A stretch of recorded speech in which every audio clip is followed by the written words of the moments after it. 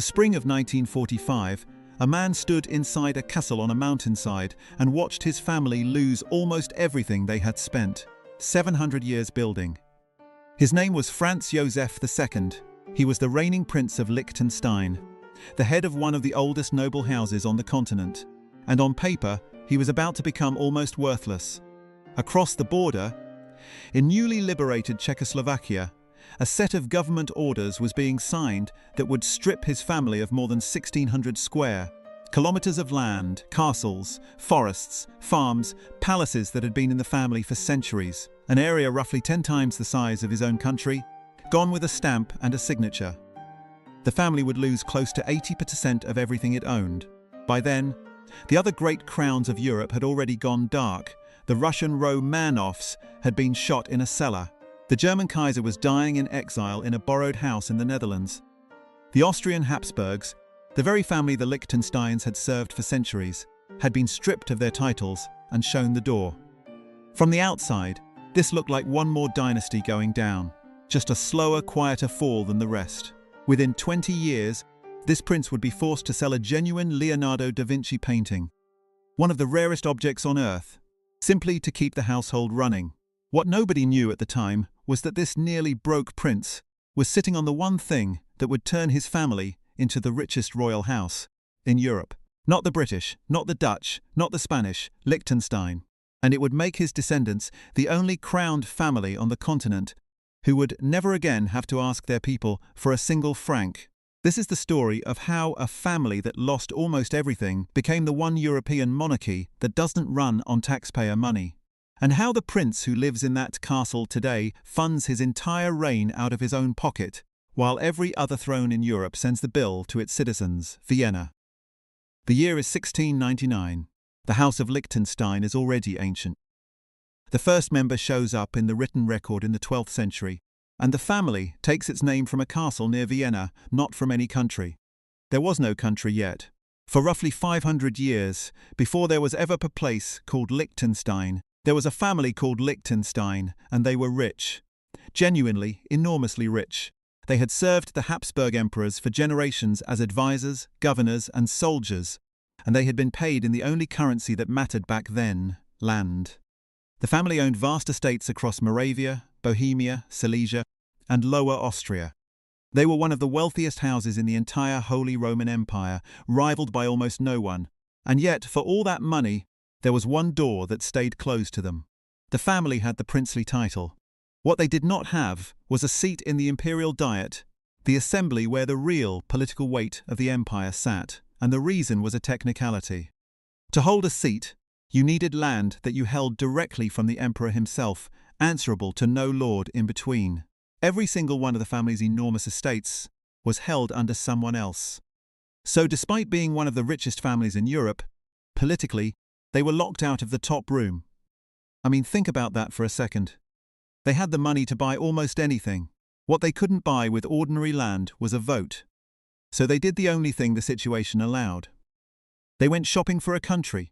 In 1699, Prince Hans Adam I bought a small lordship called Schellenberg for 115,000 guilders. 13 years later, in 1712, he bought the neighbouring county of Vaduz for 290,000 guilders. These two little patches of land on the Upper Rhine were nothing special. Poor, mountainous, sparsely populated. But they had one priceless quality. They were held directly from the emperor. Nobody stood in between. On the 23rd of January 1719, Emperor Charles VI combined the two territories, raised them to the rank of an imperial principality, and named the new little state after the family that had bought it. He did it, in his own words, in honour of his true servant, Anton Flor Ian of Liechtenstein, and that is how, to this day, Liechtenstein remains the only country on the planet named after the family that purchased it. One of the family's own businessmen would later joke that it is the only country in the world that was created through a merger and acquisition deal. But here's the detail that everyone missed at the time. The princes didn't actually want to live there. For more than 120 years after they founded Liechtenstein, the ruling princes never even set foot in it. They ran the place like a distant investment property, while they lived in their real homes, the Grand City Palace and Garden Palace in Vienna, and their sprawling estates out in Moravia. The country existed to give the family a vote and a rank. The family's heart and its fortune was somewhere else entirely. That arrangement, the family treasure sitting far away in Bohemia and Moravia while the actual country sat empty on the Rhine, was a warning sign about where the real wealth was exposed. For 2 centuries, nobody in the family treated it as a danger. By the 19th century, the House of Liechtenstein had turned its wealth into something extraordinary, not just land, but art. The family built up what is, even now, one of the most important private art collections in the world. We are talking about somewhere around 1,600 paintings and 700 sculptures, and tens of thousands of objects in total. The largest collection of Rubens paintings still in private hands anywhere on earth belongs to this family: Rembrandt, Raphael, Van Dyck, Frans Hals. They owned the complete 8-canvas Rubens cycle, telling the story of the Roman consul Decius Mus, the only complete set of its kind still in private hands today. For a family that started by buying a country to get a vote, accumulating the finest private collection of Rubens on the planet was a fairly comfortable next step. And the land kept growing. The crown jewels of the family's property were 2 enormous estates in what is now the Czech Republic, Lednice and Valtice. Together, they formed one of the largest designed landscapes in Europe: palaces, gardens and forests stretching to the horizon. Today, that whole area is protected by UNESCO as a site of world importance. Back then, it was simply the family's backyard. Up to this point, the House of Liechtenstein had been winning for 7 straight centuries. They had survived wars, plagues, and the rise and fall of empires, and come out richer every time. That was about to flip. The First World War tore the old order of Europe apart. When the guns finally stopped in 1918, the map of the continent had been rewritten. The Austro-Hungarian Empire, the world the Liechtensteins had lived in and served for 600 years, simply ceased to exist. New countries appeared where the old empire had been. One of them was Czechoslovakia, and Czechoslovakia now contained the family's most valuable estates. This is where the story takes a turn nobody expected. In 1938, a young prince named Franz Josef II made a decision that no Liechtenstein ruler had made in over 2 centuries. He packed up and actually moved to Liechtenstein. He became the first reigning prince to live full-time in the country that bore his family's name. And the same thing that had made the family powerful for centuries, their deep loyalty to the German-speaking Austrian world and their identity as German nobility, was about to become the exact reason they were destroyed. Because the timing of that move was no accident. Nazi Germany had just swallowed Austria, and the family's Czech lands now sat in the path of the coming storm. Liechtenstein stayed neutral through the entire Second World War. Tiny, tucked between Switzerland and Austria, it was never invaded, never occupied. The prince guided his little country through the deadliest conflict in human history, without losing a single citizen to enemy action. But surviving the war turned out to be the easy part. When the war ended in 1945, the new Czechoslovak government looked at the German-speaking nobility inside its borders and made a sweeping decision. Under a series of orders known as the Beneš decrees, anyone classified as German was to have their property seized. No trial, no compensation, just confiscation. The Liechtensteins were classified as Germans. In one stroke, the family lost more than 1,600 square kilometers of land in Czechoslovakia. The Lednice and Valtice estates, the forests, the farms, the castles, property that had been in the family for centuries. As I mentioned at the start, that was an area roughly 10 times larger than the principality of Liechtenstein itself, and it represented close to 80% of everything the family owned. I mean, think about that for a second. A neutral family, from a neutral country, that never fired a shot in the war, lost the overwhelming majority of its entire fortune because of a decree about ethnicity, in a country they didn't even rule. And if that had been the only blow, the family might have absorbed it and carried on. But then a second problem closed in. A large part of the family's remaining estates, the property still left to them in Austria, sat inside the Soviet occupation zone. For a decade, until 1955, they couldn't even reach it. The land was technically theirs and completely out of their hands at the same time. So the prince, who had brought his country safely through a world war, now sat in his castle on the Rhine, head of an ancient house, watching the foundations of 700 years of wealth dissolve almost overnight. To keep the household solvent, the family began selling off the one asset they still had: art, and in 1967 came the sale that told the world exactly how far the mighty had fallen. They sold Leonardo da Vinci's portrait of Ginevra de' Benci to the National Gallery of Art in Washington. The reported price was around $5 million, said at the time to be the largest sum ever paid for a single painting. It remains the only painting by Leonardo da Vinci anywhere in the entire Western Hemisphere, and it is there in an American museum because an ancient European dynasty needed the cash. If the story had stopped here, this would be a very different video. It would be one more entry in the long, sad catalogue of crowns that didn't make it. The Liechtensteins would be remembered, if at all, as the family that sold a Leonardo on the way down. And you would think the other royal houses of Europe, watching all this, would have found a way to protect themselves. Almost none of them did. They kept doing what royalty had always done. The Liechtensteins were about to do something almost no other dynasty had the nerve to try. If the fall of the Habsburgs is the thread you want to pull next, what happened to that family after their empire collapsed is its own extraordinary story, and I've told it in full. That video is on screen now, and it pairs almost perfectly with this one. But stay here first, because what the Liechtensteins did next is the part that changes everything. By the 1950s, the family had made a quiet, radical decision. If land could be taken from you with a single decree, then land was a trap. Real safety wasn't in fields and forests that any government could seize. It was in something portable, something that could move, grow, and live anywhere in the world. It was in money itself. And it just so happened that the family already owned a small bank.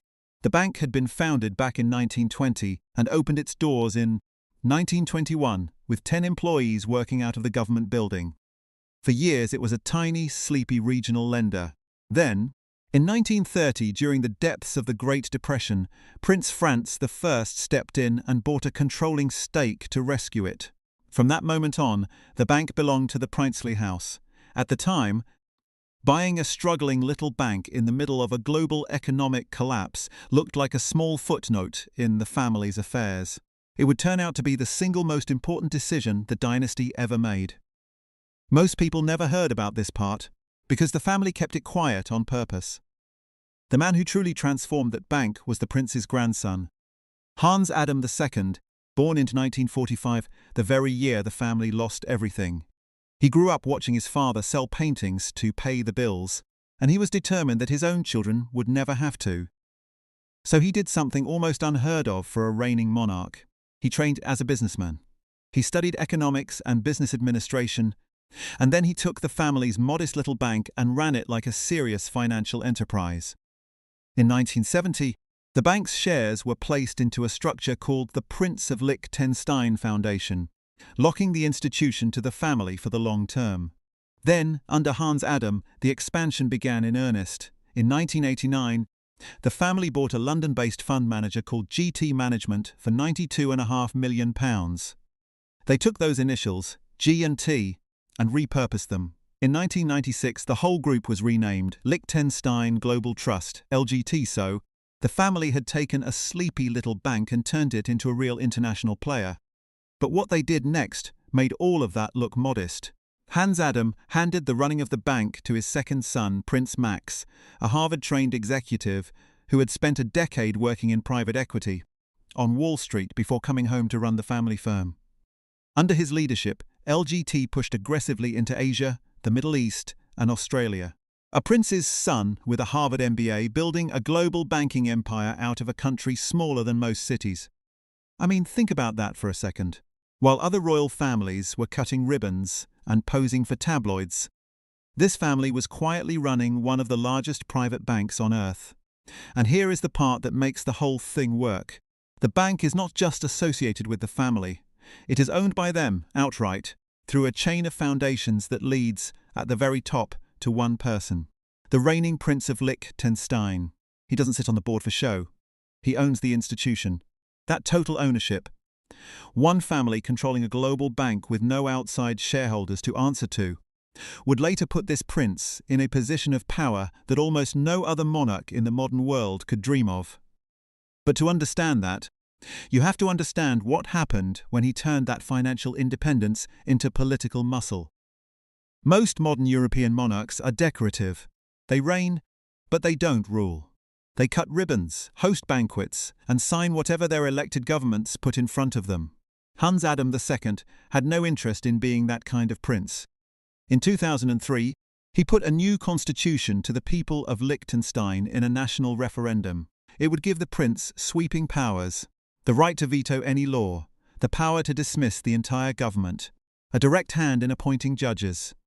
The Council of Europe's constitutional experts, the Venice Commission, had warned that this would create what they called a monarchy with excessive personal powers concentrated in one man. International observers were alarmed. The BBC would later describe the result as the only thing close to an absolute monarchy left in Western Europe. And this is where the story takes a turn nobody expected. The prince didn't soften his proposal to win people over. He did the opposite. He told the country, in effect, that if they rejected his constitution, he would pack up, move to Austria, and convert his princely property to ordinary commercial use. The man who personally bankrolled so much of the country's prestige was willing to walk away from the throne entirely rather than be a powerless figurehead. The people sided with him. 64.3% voted yes, on a turnout of nearly 88%. In exchange, the new constitution did include one remarkable counterweight. For the first time, the citizens were given the right to abolish the monarchy entirely, by referendum if they ever chose to. So it is not quite an absolute monarchy. The people could end it tomorrow. They simply keep choosing not to. You would think a population handed the power to fire their prince would use it at the first opportunity. They have done the exact opposite every single time they've been asked. It happened again in 2012.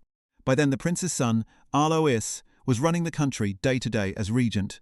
When Alois announced he would veto a referendum on liberalizing abortion, activists launched a counter-initiative to strip the prince of that veto power. The country voted once more, and 76.1% of them voted to keep the prince's power exactly as it was. Hans Adam laid out his entire philosophy in a book he published in 2009 called The State in the Third Millennium. In it, he argued that a country should be run like a service company, with citizens as its customers, free to walk away if they're not satisfied. It made him a hero to libertarians around the world and a villain to his critics, who see a feudal prince dressed up in the language of modern business. So where does all of this leave the family today? Hans Adam II is still the reigning Prince of Liechtenstein. Born in that catastrophic year of 1945, he is now in his 80s, and he still lives in Vaduz Castle, the fortress above the town that has been the family's home since the 1930s and is closed to the public to this day. Since 2004, his son Alois, born in 1968, has run the country as regent, handling the daily business of governing while his father remains head of state. It's the same arrangement Hans Adam's own father used with him, a careful, deliberate handover of power one generation at a time. And the bank that saved them? It is now one of the largest family-owned private banking groups in the entire world. At the end of 2025, LGT managed 386.1 billion Swiss francs in assets. In a single recent year, it reported a record group profit of around 445 million francs, the strongest result in its history, and paid a special dividend of more than 700 million francs straight to the princely house. It employs nearly 6,000 people across more than 30 locations on 5 continents. I mean, think about that for a second. A family that was selling paintings to pay its bills in the 1960s now collects a single dividend check worth more than 700 million francs. Estimates of the family's fortune vary, and the family confirms nothing. But Bloomberg's billionaire trackers have put the prince's personal wealth at around $6.2 billion in 2022, and more recently at close to $13 billion. By almost every count, that makes Hans Adam II the richest monarch in Europe. Richer than the British royal family. Richer than any reigning house on the continent. And remember that Leonardo they had to sell? Hans Adam used the family's new fortune to do something his father never could. He started buying art back. Over decades, he rebuilt the princely collections into one of the great private collections in the world all over again, reversing the losses of 1945, one masterpiece at a time. But here is the part most people never hear, the detail that this whole story has been building toward. Of the 10 main royal houses left in Europe, 9 of them are funded by their taxpayers. The British monarchy receives a sovereign grant from the public purse. The Spanish, the Dutch, the Belgians, the Scandinavians, all of them, in one form or another, send the bill for their crown to their citizens. Liechtenstein is the single exception. Prince Hans Adam II takes no salary from the state. He pays for his own castles, his own staff, his own household, his own ceremonies, out of his own private fortune. In his own words, the cost of his monarchy, unlike every other monarchy, is covered entirely by the private funds of the princely family. He is, in the most literal sense, the only prince in Europe who doesn't need his taxpayers. If anything, it runs the other way. This is the family that watched the Romanovs get shot, the Kaiser flee into exile, and the Habsburgs get stripped of everything. The family that, by every reasonable measure in 1945, should have been next. And instead of joining the long list of fallen crowns, they became the one crown that never has to ask anyone for anything. We started in the spring of 1945, with a prince standing in a castle, watching his family lose almost everything, about to sell a Leonardo just to keep the lights on. Look at that same family now. The Leonardo is gone, sold to America, never coming back. But in its place stands a private bank managing nearly 400 billion francs, an art collection rebuilt from the ashes, and a prince who funds an entire country out of his own pocket while every other monarch in Europe passes the hat. The crown that everyone expected to fall didn't just survive, it outlasted and out-earned every dynasty that looked down on it. Every other family I cover on this channel lost their crown. The Liechtensteins are the ones who found a way to keep it, by learning a lesson the others never did. If you want to see the other side of that lesson, the dynasty that had everything the Liechtensteins had and lost it all. The story of what happened to the Habsburg family after their empire fell is waiting for you right now. That one's on screen. Go find out what happens to a crown when there's no bank to save it.